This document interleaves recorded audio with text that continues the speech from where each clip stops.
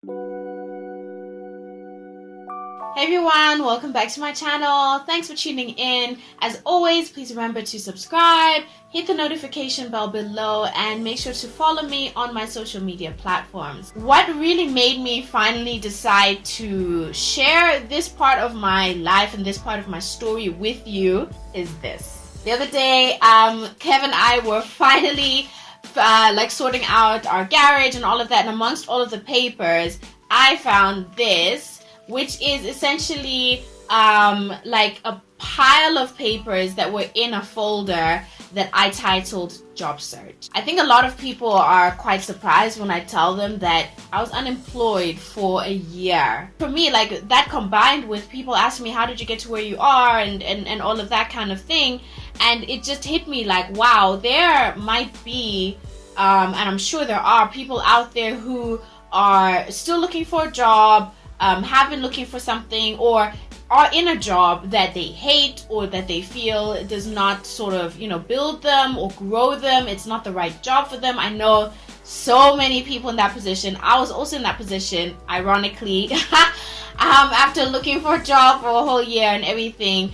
So I just wanted to just share that story, that version or that side that I don't really talk much about on my platform. So here we go. I grew up in a family of high achievers, okay? All of my siblings went to university. I think all of us have postgraduate degrees as well. I'm just giving you guys context, right? So all 5 of us, we studied abroad, we got degrees. I kind of grew up expecting to do well, and I grew up expected to do well. There's hardly any room, really, or even an option for me to not do well in life, I might have 1 or 2 issues or whatever, but when it came to education, when it came to academics, I felt a lot of pressure. I'm sure my siblings did as well. We come from an African family. My parents worked really hard to send us to school and private school and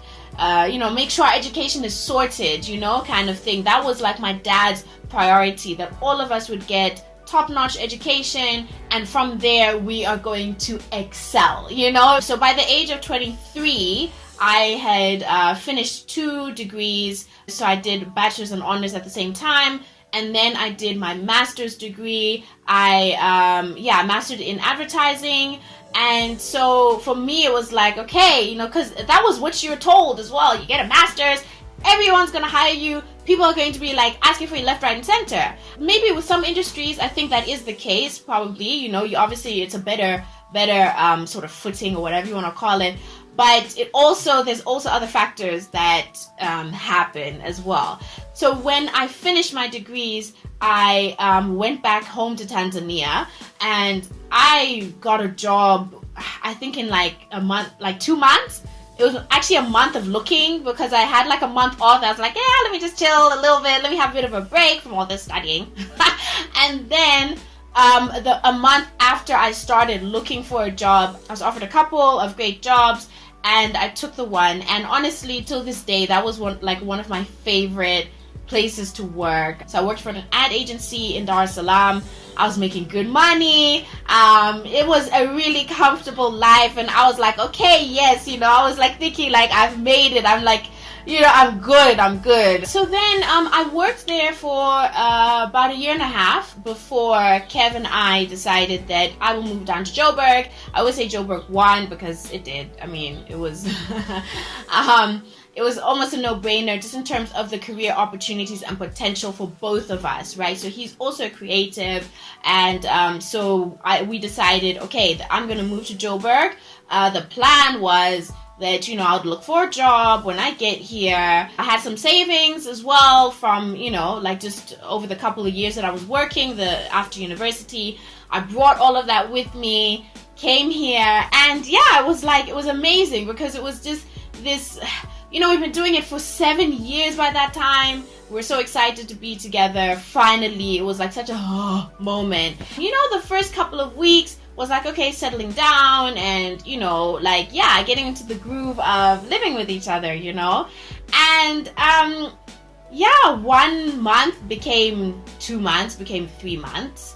by around March, it was like, okay, why am I not getting like, sort of callbacks? I'd go for a job interview, for example. I'd present myself, everything, and they love my work and stuff, but then I just wouldn't get a call back. And, in the beginning, it wasn't I didn't feel like, I'm like, because I've applied for jobs before. It's no big deal. Sometimes you're just not the candidate. But then after a while, it was like, okay, really, what's happening? There was a time when they just weren't hiring people, and there were a lot of retrenchments. That happens a lot in advertising agencies. By the 4th month, it was one of those things I was like, okay, this is like, my savings are starting to run out. And at that point, it wasn't like Kev was like earning a lot of money or anything like that. So it became one of those things I was like, okay, he had to like literally support me financially, because I wasn't bringing in any money. It was really, really hard. It was really hard. And to be honest, I don't think it hit me how hard it was and how difficult it was on me until I went home for the first time to visit my family. And there were these questions. It was like, okay, so what are you doing? What are you doing? Where's the job? Because that was the whole thing, that it was, you're moving to another country, you better have a job, kind of thing. And it was like, yeah, I'm still working on it, and kind of thing. It's not as quickly as I thought it was going to take. The reason why I went home to visit my family was because my first niece was just born. My sister went through a lot with her pregnancy and my niece's birth, and seeing her in person, like holding my niece, was like, oh my god. Like my niece, guys, she's such a fighter. Like before she was even born, she was born fighting, because this girl just wanted to live. Seeing her and how she fought to live. She was born prematurely, and it was just like how can I look at this life, this new being? She's been here for like all of like 20 seconds, and she's such a fighter. How she was born inspired me, and how she fought to like get out of NICU and everything inspired me to also fight. Because at that point, I think it was maybe about 6 months, and I was doing this. I was like, these are basically papers. Every single agency in Joburg that you can think of. I have a whole profile on the executive creative director, the managing director, what they're about, awards they've won. Like, it's like so detailed. And then I kept a log. I kept a log on, when what date I called them, what I sent through in an email, if it was CV, if it was whatever, what date I met them, who I spoke to, what they said, all of that. I started getting like really despondent, really discouraged, because I was just like, wow, I've literally like up and left. I had this amazing job, and they were paying me good money, and I went through all these years of school for this. I was really like, wow, like, well, damn, I knew that I was qualified. I knew I was talented. I knew all of that, but it was like I just wasn't catching a break. Like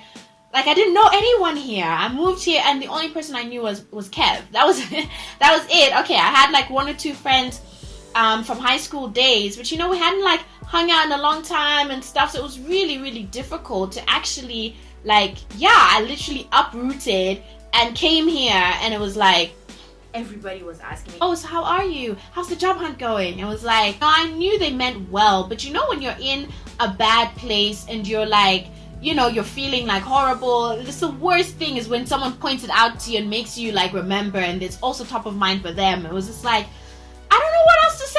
I still haven't got a job. So I didn't have any network, no connection, no so-and-so to get me through. You know what I mean? And that counts for a lot. I've really noticed how that really helps if you have people and people and stuff like that. And also, I didn't go to any South African universities, like nothing. But when I came back from DAR, like, okay, I really need to like get in, because it's one of those things where I can continue feeling like, I've got a master's and I've got this and I've got this, and I want, a salary that pays me more than what I used to get, which theoretically is like, yeah, that's how a lot of people do things. I found myself really humbling myself, because it was one of those things I'm like, I have nothing here.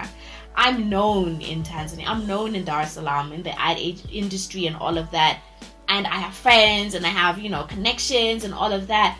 No one knows me here. So, Aisha, you either carry on the way you are and find yourself jobless in another 6 months, or see what you can do. Guys, Kev even till this day reminds me sometimes that I even considered dog walking, because I was so frustrated staying at home, calling people, trying to do this, trying to do that. Like, I was so frustrated. I was like, I need to do something. Just something. Even if I earn like 1,000 rand a month, like it's something, At that point, I'm like, I don't care. I just need something. So I finally got my big break towards the end of the year. So this one agency that I was like proper, like trying to go, I was hustling, trying to get into. I researched who the executive creative director was. So I actually went to the agency, okay, in person. And I was just like, hi, I'm so-and-so. I would like to speak to so-and-so. They were just like, do you have an appointment? I'm like, nope, I don't, but I'm here. I've got my portfolio and I'm ready to share it with you guys.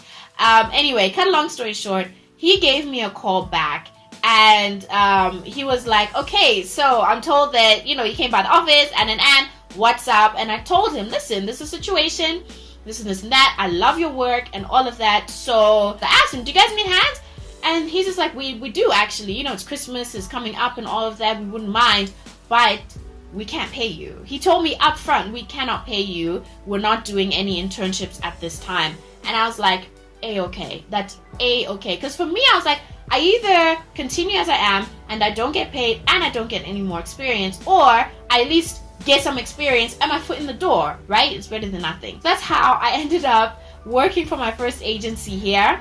I worked there as an unpaid intern, okay? I was a junior art director in Tanzania, and I technically, yes, I went down a job position just so that I can get my foot in the door and my name out there. And I worked. I was there on time. I was enthusiastic. I loved just being able to get my hands dirty and doing stuff. I formed a great friendship and partnership with my copywriter. As our internship was ending, we both approached the executive creative director and we're just like, hey, we love working here. Do you guys want us to come back next year? And he's like, yeah, I do actually. I love you guys, but I don't feel comfortable not paying you. So I went from being an unpaid intern to being a paid intern to being a junior art director to being a middleweight art director to being a senior art director. So that's how I built up. And so I ended up working there for a few years, and then I moved to the agency that I left last year.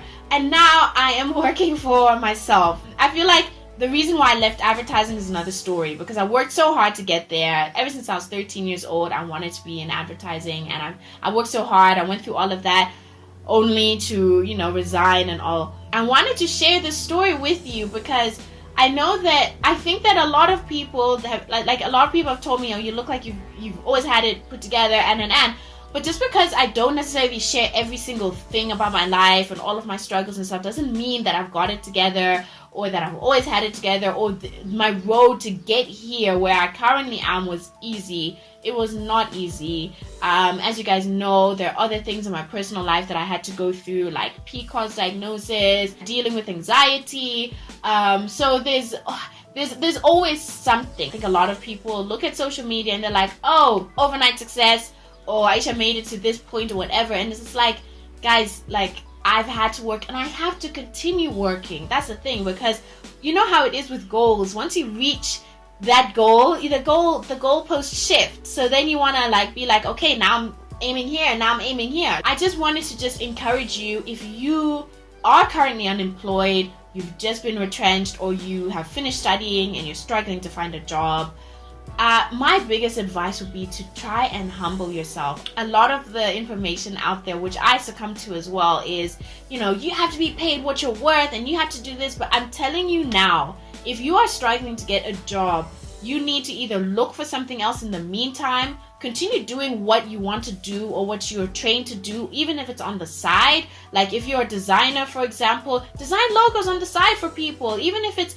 for family or friends for free. It's still experience and you're building up your portfolio. So if you're like, oh, but I will only take a job that that, pays me 20K, starting off, whereas your industry in general, actually the realistic salary start is like 10K, for example, then you know what I mean? Like, you need to, I guess, manage your expectations, humble yourself, humble your expectations of how much you are worth, because at the moment, if you're just starting out, you're not necessarily worth anything, if that makes sense. You need experience.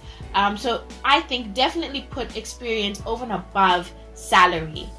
Yes, you need food and you need to, but sometimes you just need enough to just get by. And then once you get that opportunity, kill it. Just kill it. Show up on time, be dedicated, over and above what you are expected to do. That's how you'll get noticed. That's how you'll get noticed. Trust me, because the people who have been there for a while, they're chilled, they're relaxed, they're not really trying that hard, most of them, because they're like, it's my job, whatever. But if you are coming from a place where you didn't have a job, you didn't have an opportunity, people were not looking at you, people were not seeing you, and then you finally get given that, you need to run with it. Make connections, make friends with people, the people that make the decisions, HR managers, in advertising, become friends with the traffic ladies. You need to be very strategic, obviously don't be fake. Also, finally, just remember that sometimes things don't go to plan for a reason. I know now for sure that I had to go down this road. I had to, because when I did finally get a job, I respected that job. I learned and I soaked up everything that I could from that job, from the seniors above me. I worked really, really hard, and till this day I still have a great relationship with some of those guys, like, who gave me a chance years ago. I know I had to go through that, but obviously at the time I couldn't see the bigger picture. I'm keeping this because just to remind me where I've come from, and I have to keep going. This actually came up a year after I became self-employed, a year after I resigned from my last job. And it's really, I guess, it's humbling, and it's a great reminder that you have to start somewhere. So I hope this has motivated you. I hope this has inspired you. Drop a comment below. If you are in a similar situation, you're not alone. You just need to get out there and push harder. And if you have been in that place, how did you get out of it? Don't forget to follow me on my social media platforms. Subscribe while you're here if you haven't already. Hit the notification bell below. And also watch some of my other videos while you're here. I will see you in the next one. Bye.